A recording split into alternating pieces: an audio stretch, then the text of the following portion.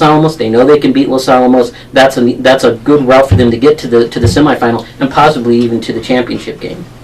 4A girls brackets look like this. Number 1 seed Kirtland Central meets the 16 seed Santa Teresa. Then it's the 8-9 matchup, Del Norte at 8, Artesia at 9. Los Alamos number 5 against the number 12 seed St. Pius. Espanola Valley takes on Silver.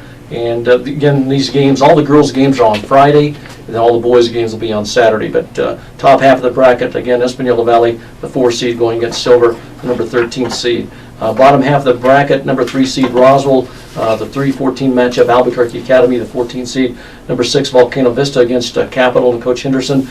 And then number 7 Piedra Vista, number 10 Deming, and Taos, the 15 seed going against number 2 Shiprock.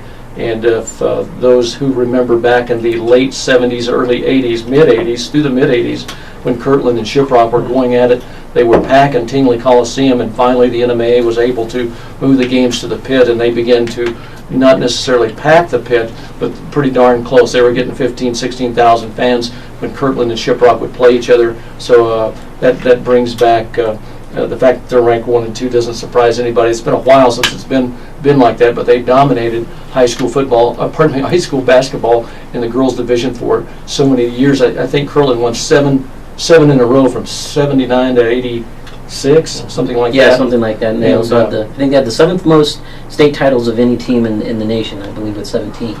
Too. So that's the fact that one was a champion of the district, one's a runner-up, they got the top 2 seeds, is something we'll see in some of the other brackets. But anyway, that's the Class 4A girls. We've got Capital at 11 seed against Volcano Vista, the 6th seed on Friday, this coming Friday, and then Espanola Valley, of course, going against Silver. And anything else on the Class 4A girls? Just area teams, guys to watch out for, and that'll be participating. You mentioned Capital and Espanola Valley, Carl. James just talked about the matchup of Los Alamos and Pius. That should be a good one Friday night at the Hill in Los Alamos. Those are really the 3 area teams. Taos, again, have a tough road going up against Shiprock. So really those 4 area northern teams will be in action. But it look like Espanola and Los Alamos hopefully will get by their first round matchups and set the stage at the pit on Tuesday for a pretty good quarterfinal matchup. Teams have played 3 times with Espanola. Winning 2 out of those 3, and actually 3 out of 4 times. 4 times they played the playoff 4 game and then the championship last night, or on Friday night, excuse me. So Espanola's won 3 of 4, and you talked about it earlier, James. Espanola. Coach Drake said, "Well, let's just use this as a motivation." And I said, he doesn't need much to motivate his girls, but now he has a little bit more to say. But I think the Lady Sun Devils are poised for a run. He would have found motivation out of a 3 seed too. Ronnie's very good at that. Yeah, I'm sure Shiprock probably would have been some part of that motivation that he would give to his girls if he was on the other side of the bracket. We do want to, while we're at it, congratulate all the coaches who got their teams into the state tournament, both on the girls and boys side. Boy, that's it's a tough thing to do, and our congratulations to all of them, even those in Albuquerque. Yeah. All right, let's move on to Class 3A girls. And we've got, or anything else on 4A, guys? Okay. No, I will point out real quick, I wanted to mention that these brackets, they did come out this afternoon, and we are going to have them up on our website throughout the week, probably as early as Monday, probably as early as tomorrow afternoon. We'll have them up on the SantaFeNewMexican.com/sports, and if anybody wants to see these brackets that we're going over in the show right now, they'll be able to get them on the website. And they'll be able to listen to this radio broadcast there too, the rebroadcast, I guess, if you want to call it that. So yeah.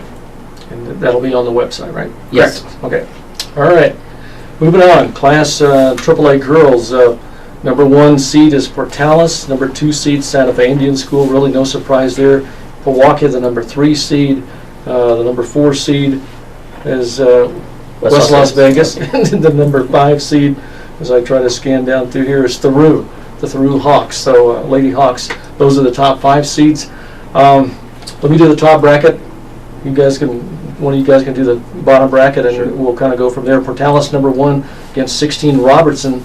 That might be interesting. Yeah. Robertson, we did have a chance to see them earlier in the year. They're not a bad ball club.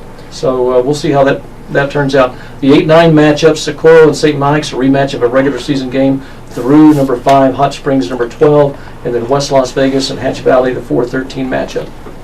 And then on the opposite side of the bracket there, you're looking at number 3, Pewaukee, playing at number 14, playing number 14 Ruidoso at home. Then you have number 6, Lovington against Wingate. Hope Christian will be the 7th seed going up against Mira Mira, school out in the Gallup area there that just, I believe it's in the 2nd year, and it's already made the state tournament. And then you have Sandy Fe Indian School as the number 2 seed going up against number 15 Newcomb.